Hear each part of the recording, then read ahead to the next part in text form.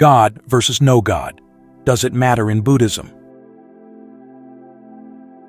Some questions feel so big, so urgent, that we think everything must depend on the answer.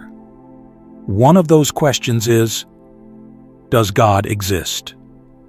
For many people, this is the first step in any spiritual search. The question itself carries a weight, a kind of finality, as if answering it correctly would unlock all the rest. But in the Buddhist tradition, that's not how the journey begins or ends. Chapter 1. Why the Buddha Stayed Silent. The Buddha was asked this question more than once. People wanted to know, is there a creator? A supreme being behind everything? Is the universe designed? Is it governed by someone or something greater? What's surprising is that the Buddha didn't answer. He didn't say yes. He didn't say no. He didn't even say maybe. Instead, he remained silent. Now, this silence wasn't out of ignorance. It wasn't because he didn't have ideas or insight. It was something far more intentional. The Buddha saw that sometimes, even the smartest question can take us away from the real problem we're facing. He understood that trying to solve the riddle of the universe might actually be a way of avoiding the real work, the uncomfortable but necessary work of looking at ourselves. There's a famous story in the Buddhist scriptures found in the Kulamalukya Sutta. A man comes to the Buddha demanding answers. He says he won't practice the path unless the Buddha tells him whether the universe is eternal or not, whether the soul and the body are the same or different, whether the Tathagata, the awakened one, exists after death or not. The Buddha tells him a parable. He says, imagine a man is shot with a poisoned arrow. His friends rush to get help, but he refuses treatment. He says, I won't let you remove the arrow until I know who shot it, what caste he belongs to, what kind of bow he used, what feathers are on the arrow, what kind of poison is on it. The Buddha asks, if he waits for all those answers before pulling out the arrow, what will happen? The answer is simple. He'll die. That's how the Buddha saw the question of a creator God. It's not that the question has no interest, but it's not urgent. What is urgent is the pain in the human heart, the anxiety, the craving, the endless wanting, the disappointment that keeps returning even after we get what we want, the fear that hides behind pleasure, the deep dissatisfaction we often feel even when life looks okay on the outside. The Buddha called this suffering, and that, he said, is the arrow. That is where our energy needs to go first, not into debate, but into understanding. So instead of asking, who made the world? Buddhism asks a different kind of question. Why am I not at peace? And what can I do about it, here and now? This shift might seem small, but it changes everything. In many traditions, the story starts with creation, with a beginning. In Buddhism, the story begins with experience, with the way life actually feels from the inside. It doesn't ask you to first believe in something invisible, but to notice what is already present in your own mind. Your thoughts, your emotions, your habits, your reactions. These are not mysteries. They are things we can see clearly if we slow down and learn how. The Buddha didn't offer explanations about the origin of the universe because he knew that wouldn't bring peace. He focused instead on something much more practical and much more personal. He offered a method, a training, a way to look at suffering directly and slowly, patiently, uproot it from the mind. He reminded us that what matters is not what you believe about reality, but how clearly you see it. Not what you argue about, but what you practice. Some people find the silence unsettling. They want a firm answer, yes or no. But silence doesn't mean nothing. Sometimes it means, look closer. Sometimes it means, not this way. The Buddha's silence wasn't empty. It was full of direction. He was pointing toward a deeper freedom, one that doesn't depend on agreeing about the nature of God or the beginning of time, but on becoming free from the grip of fear, anger, and confusion. He was showing that liberation doesn't require cosmic answers. It requires insight, mindfulness, effort, and honesty. That's what he called the noble path. Not a system of beliefs, but a way of living and seeing. A way that leads, step by step, to the end of suffering. So maybe the most powerful answer to the question, does God exist? At least in this tradition, is another question. Is that helping you be free from suffering? Because if it's not, then perhaps, like the man with the arrow, we're asking the wrong thing. Chapter 2. Gods in the Wheel. Deva are not the answer. There's something quietly humbling in knowing that even the gods, radiant beings, dwelling in heavenly realms, shining with lifespans beyond what we can imagine, are still caught in the same cycle we are. In Buddhist cosmology, these beings are called Devas or Brahmas. They're often translated as gods, but the truth is more nuanced than the word suggests. They're not creators, they're not omnipotent, and they're certainly not beyond suffering. The Buddha didn't deny the existence of these beings. In fact, he acknowledged many different heavenly realms. Some devas live for billions of years in states of great bliss, far removed from the turmoil of human life. But even these extraordinary beings are not free. They are still within samsara, the endless cycle of birth and death, driven by karma. Their lives may be long, peaceful, even luminous, but they too will experience decline, rebirth, and loss. In the Brahmajala Sutta, the Buddha spoke about a high Brahma, being who came into existence alone after a vast cosmic cycle had ended. Because he was the first to arise and remained alone for a very long time, he believed he was the creator of everything that followed. It wasn't arrogance necessarily, just confusion. He didn't remember his past lives. He didn't see the causes that brought him into existence. His perspective was shaped by his limited view, even in his greatness. This story is not just mythology. It points to something deeply human, how even the most powerful can mistake their position for permanence, can confuse their limited perception for the whole truth. The Buddha wanted us to see through that. He taught that no matter how impressive a being might appear, nothing in samsara escapes the laws of change, unsatisfactoriness, and interdependence. The question, then, isn't whether such gods exist. It's whether they can help us with the real issue, the suffering and confusion we face every day. And here, Buddhism is clear. Even the highest beings cannot walk the path for us. They cannot give us freedom from our cravings, our fears, our delusions. They may inspire, yes. They may rejoice in human beings practicing Dhamma, but they do not offer a shortcut. The Buddha never presented the path as one where someone, divine or otherwise, comes to rescue us. He taught cause and effect. If we want peace, we train the mind. If we want clarity, we let go of grasping. If we want freedom, we walk the path with our own feet. This isn't meant to diminish the mystery or beauty of life. It's the opposite, really. It invites us to grow up, to see the reality of our condition, and to respond with wisdom.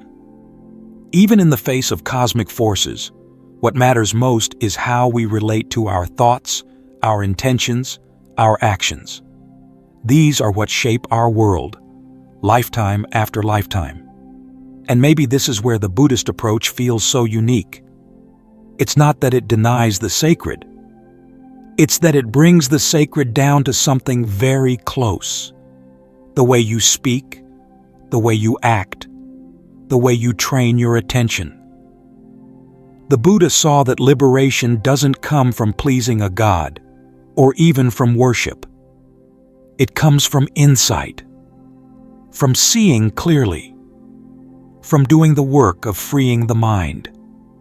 No being, no matter how radiant, is exempt from impermanence. No realm, no matter how blissful, is outside the flow of karma. The gods, too, will fall when their merits are exhausted. Their happiness, too, is fragile. But you, even in a human body, even with all your confusion and restlessness, have the chance to go beyond it, not by believing in something greater, but by waking up to what already is. This is what makes the Buddhist path so quietly powerful. It does not rely on cosmic guarantees. It relies on effort, awareness, and the simple, brave willingness to look directly at our own mind. So the question isn't, are there gods? The question is, are you still waiting for something outside yourself to save you? Or are you ready to see that even the gods can't escape suffering? But the Buddha showed a way out, open to anyone willing to walk it. Chapter 3. Is believing in God helpful or harmful? Some people find strength in believing in God. Others feel more at peace thinking the universe has no higher power at all. But from a Buddhist perspective, the real question is not whether belief in God is right or wrong. The more useful question is, what does this belief do to your mind? The Buddha never said that belief by itself is harmful. He wasn't trying to take away people's faith. But he was deeply interested in how the mind works. He saw that we often cling to views, not just religious views, but any fixed idea. And this clinging becomes a trap. In Pali, this is called upadana. It's like holding tightly to a rope, even when it's burning your hands. We think the rope will save us, but in truth, it's the cause of more pain. So instead of labeling belief as good or bad, Buddhism asks, is it skillful? Does it help you let go of anger, fear, and confusion? Or does it make you more stuck? In Mahayana Buddhism, there's a beautiful concept called skillful means, or upaya. It's the idea that different teachings can be helpful for different people, depending on their needs. One person might need logic, another might need devotion. And that's okay. The purpose isn't to prove which belief is most accurate. The purpose is to support real growth, real clarity, real peace. One powerful example is Pure Land Buddhism. In this tradition, people place deep trust in Amitabha Buddha. They chant his name, visualize his Pure Land, and hope to be reborn there. To someone unfamiliar, this may sound like worshiping a god, but it's not. Amitabha is not a creator. He's a fully awakened being, offering a path filled with compassion. Practitioners are not just hoping for a miracle. They are training their hearts through devotion, humility, and ethical action.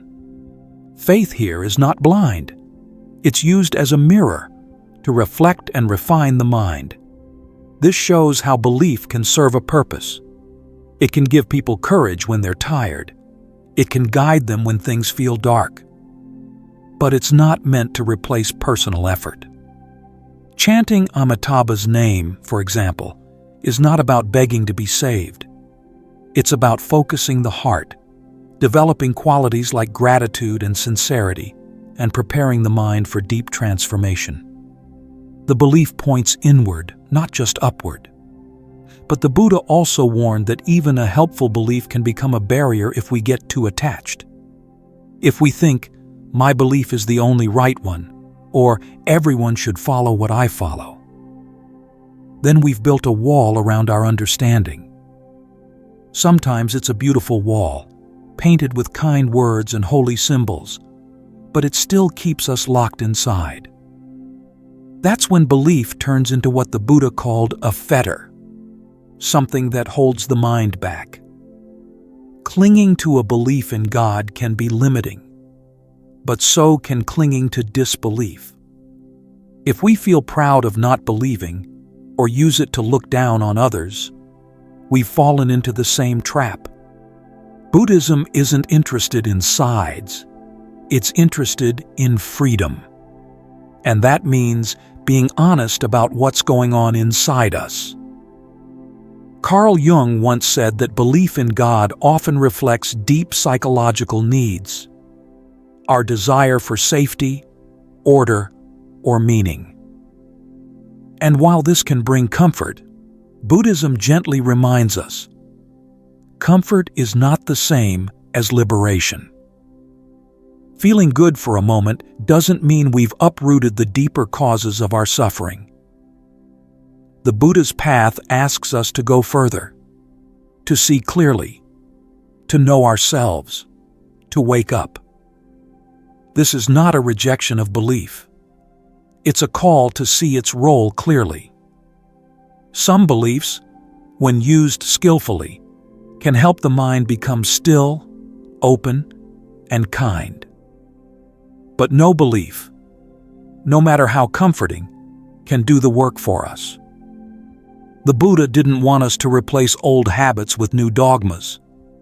He wanted us to become free, not by believing harder, but by understanding deeper.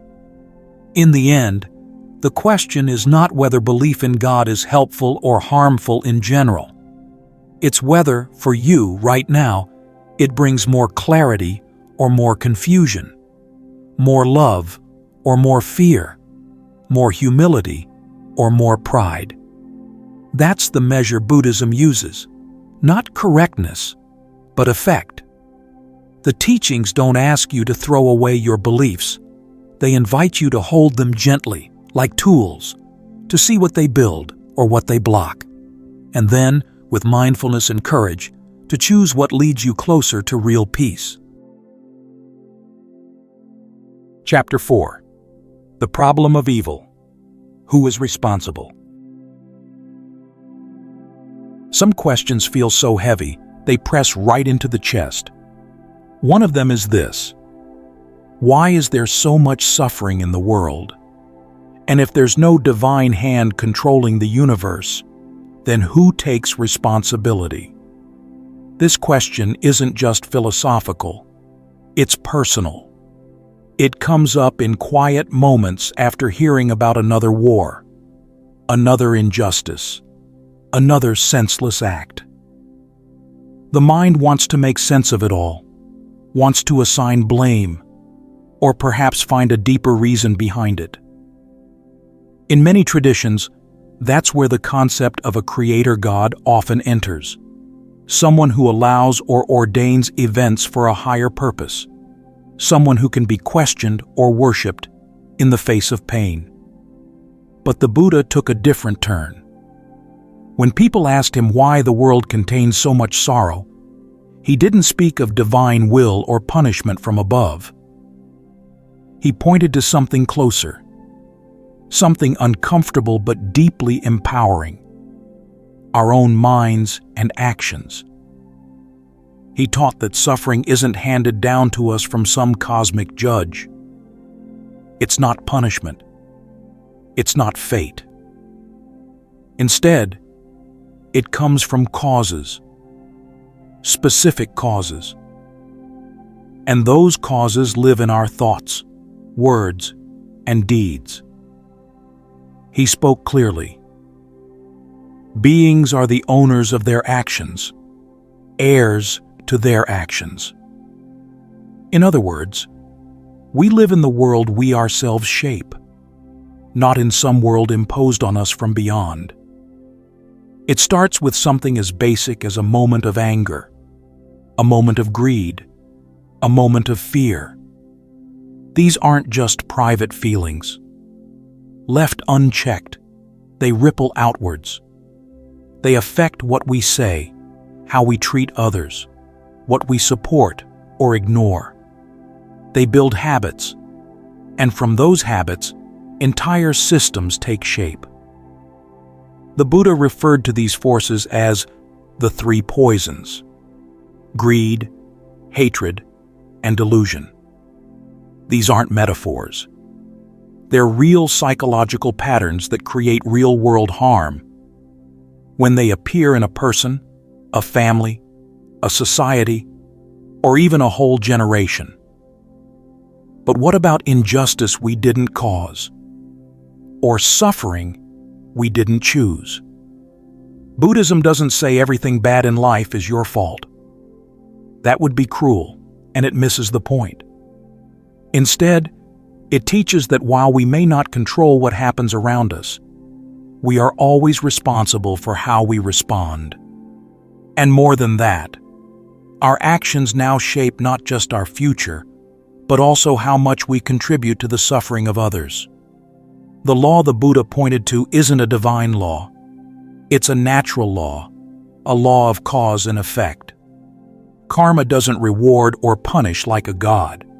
It simply ripens. What's planted eventually grows. The fruits might not come immediately, but the pattern is there, deep and dependable. Some people bring up the idea of free will here. If we have free will, can't we choose good over evil? In Buddhism, the answer is both yes and no. Yes, we can choose, but those choices are deeply conditioned. Our past habits, our upbringing, our cultural beliefs, even the mood we're in, all these influence how we choose. So the will isn't fully free until the mind is free from ignorance. That's why Buddhist practice focuses on training the mind. You are responsible, not in a way that blames, but in a way that empowers. If greed, hatred, and confusion create pain, then generosity, love, and wisdom are the medicine. No one can practice this for you. No God, no spirit, no ideal figure. It must come from you. The Dhammapada puts it simply: by oneself is evil done. By oneself is one defiled. By oneself is evil left undone. By oneself is one purified. Purity and impurity depend on oneself. No one can purify another. This teaching doesn't feel like a soft cushion. It's more like a mirror. It asks us to stop waiting for someone to fix the world. It calls us to begin with what we can influence, our own heart. And slowly through this work, the world changes. Not overnight, not magically, but undeniably. A kinder thought, a wiser word, a braver action, each one shifts the balance. So in Buddhism, the question isn't, why did God allow this to happen? It's, how are we continuing this suffering, and how can we stop? There is no single figure up above making the decisions. But that doesn't mean the universe is cold or meaningless. In fact, it's the opposite. It's responsive. It reflects back what we offer it. And that's why every small act of clarity, every quiet moment of mindfulness, every decision to respond instead of react, it all matters. Tremendously. There may be no grand controller of the cosmos, But there is something even more urgent: the capacity within each of us to shift the causes that keep pain alive. That's where Buddhism places its trust, not in cosmic fairness, but in the power of conscious, ethical living. Chapter 5: Beyond Concepts. Truth Without a Name. Some truths are too vast to be caught in words. The Buddha understood this deeply. He saw how the human mind clings to ideas, not only to wrong views, but even to right ones, and how this clinging can quietly become a new form of bondage. One might reject harmful views about the world, but then become attached to the view that they are no longer attached. The mind is subtle, and its traps are many. When people argue about whether God exists or doesn't exist, they often speak with certainty, as if reality must neatly fit into one side or the other. But the Buddha didn't get caught in that tug of war. He recognized that both positions, while different, still rest on the same foundation: a craving to name, to label, to grasp. And that grasping is the real issue, not the label itself. The Diamond Sutra gives us a powerful image. The Buddha compared his own teachings to a raft used to cross a river. Once we reach the other shore, we don't carry the raft on our backs. We let it go. He reminded us that even the teachings of the Buddha, the Dhamma, are not meant to be clung to. They are tools, skillful, compassionate, well-crafted tools.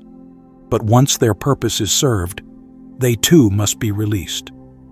So if even the truth that leads to freedom must eventually be let go of, what should we make of rigid debates like, does God exist or not? The Buddha would likely ask, is this question helping you see clearly right now? Is it loosening the knots of craving, anger, and confusion in your heart? If not, then perhaps the question itself is part of the problem. Instead of promoting belief or disbelief, Buddhism encourages us to look deeper, beneath the surface of ideas and opinions. It asks us to examine how the mind moves, how it clings, how it fears what it can't control or explain. In that quiet watching, a different kind of clarity begins to emerge. One that isn't based on certainty, but on direct seeing. This is where the idea of suchness comes in, tathata in Pali and Sanskrit. It points to reality as it is, before we give it a name, before we divide it into categories. It's the sound of the wind in the trees, the feeling of the breath rising and falling, the ache in your chest when you're missing someone, the smile that comes without reason. It's not an abstract idea. It's something closer, something immediate. When the mind stops chasing after explanations, it sometimes begins to see. This direct experience is not concerned with theology. It doesn't require belief or disbelief. It doesn't need to answer metaphysical questions. It simply invites presence. And presence, when sustained with mindfulness and compassion, becomes a kind of sacredness in itself. Not in the sense of something supernatural, but in the sense of something whole, unbroken, true. There is a unique kind of freedom in this approach. It doesn't ask you to declare loyalty to a set of doctrines. It doesn't try to force reality into a shape. It just keeps pointing, gently, patiently, to where the knots are in your own mind. And then it asks, can you see that? Can you soften that? Can you let that go? That is where the sacred lives in Buddhism, not in the concept of a creator, but in the lived experience of clarity, of letting go, of peace that arises not from having all the answers, but from no longer needing them. So when someone asks, does God exist? From a Buddhist perspective, the more vital question might be, does this question help you see your own mind more clearly? Does it lead to more peace, more compassion, more freedom from suffering? If the answer is no, then perhaps the question, while interesting, isn't the one we need to be asking right now. Sometimes, the most honest and helpful response isn't a new belief. It's silence. Not because there is nothing to say, but because some things are understood more deeply when they're not put into words. The Buddha's silence on metaphysical matters wasn't avoidance, it was wisdom. He saw that the truth we need most isn't one we can argue about. It's one we can live quietly, moment by moment, as we learn to let go of the need to define everything and begin to rest in the spaciousness of what simply is. Chapter 6. So Does It Matter? Some questions follow us through life. The question of God is one of them. For some people, belief in a higher power brings comfort and purpose. For others, the same idea raises doubt or even resistance. But the Buddha offered a different kind of question, one that turns the attention inward. Instead of asking, "Does God exist?" he encouraged us to ask, "What am I doing with this moment of my life?" Imagine two people. One believes deeply in God, but their mind is filled with anger. They hold grudges. They chase after things that never satisfy. They treat others with coldness or cruelty. Despite their belief, their mind remains restless and burdened. Now imagine someone else. They have no belief in God. But each day, they speak kindly. They take time to reflect. When they make a mistake, they try to do better. Their heart grows softer. Their mind becomes clearer. Which of these two is closer to peace? The Buddha taught that the answer lies not in belief, but in the state of the mind and heart. In his final days, as recorded in the Mahaparinibbana Sutta, he told his disciples, "Be lamps unto yourselves, be refuges unto yourselves. Take yourself to no external refuge." That wasn't a rejection of faith. It was a reminder that no belief, however sacred, can substitute for the deep and personal work of transformation. He taught that truth is not something we receive from someone else. It's something we discover in our own experience, through mindfulness, through ethical living, through quiet reflection, and clear seeing. These are not abstract ideals. They're practical habits, lived out in small, everyday choices. When we speak with kindness instead of cruelty, when we pause before reacting, when we begin to see our thoughts without clinging to them, that's when transformation begins. And no belief system can do that work for us. Only we can. Buddhism doesn't take a stand for or against the idea of a creator God, because that's not the point. The Buddha never claimed to answer every question about the universe. What he focused on was suffering, and the end of suffering. His teachings offer tools to understand how suffering arises and how it can be brought to an end, not through debate, not through dogma, but through the gradual process of self-understanding, honesty, and deep care for ourselves and others. That's why the question, "Does it matter?" must be answered not in theory, but in action. If your belief, whatever it is, makes you more awake, more compassionate, more free, then it serves a purpose. But if it becomes a shield to avoid inner work, or a wall between you and others, then it might be time to ask what you're really holding on to. The path the Buddha taught doesn't promise quick answers or easy comforts, but it offers something more reliable, a way to see clearly, to live with less confusion, and to discover peace that doesn't depend on outer conditions. Belief in God doesn't prevent that. But it's not required either. What matters is not what you believe about the world, but how you respond within it. The real question is, are you living in a way that brings wisdom, clarity, and care to this moment, to this breath, to this life? That is the question Buddhism keeps asking. And the answer is found not in the sky, but in the heart.